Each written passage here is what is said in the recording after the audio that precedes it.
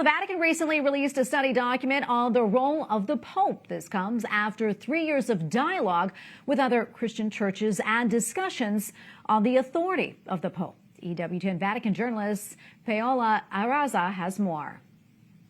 The Vatican presented a new study document called The Bishop of Rome. This work responds to the invitation of St. John Paul II to other Christians to find the forms in which the ministry of the Pope may accomplish a service of love recognized by all concerned. The document presented by the Dicastery for Promoting Christian Unity surveys the ongoing dialogue between Christian churches concerning the role of the Pope and the exercise of his ministry. We have the invitation of Pope John Paul II, 95. In his encyclical Letter Unum Sint, he has invited all the churches to enter in a dialogue with him for finding a form of the primacy which not be an obstacle in the future. And we have now many responses and have many ecumenical dialogues. And this document is a synthesis of all this reaction for the invitation of John Paul II.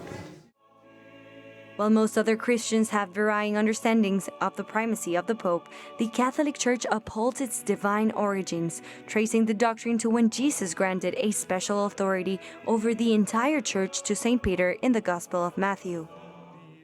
Despite the many different churches and Christian denominations existing today, many theological dialogues have recognized the necessity of a ministry of unity at the universal level.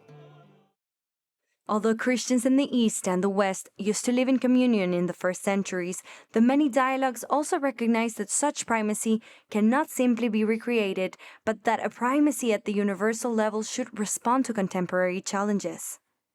It's the balance between primacy and synodality.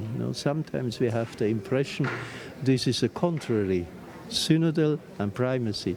And the document says very clearly about all the ecumenical dialogue, this is complementary.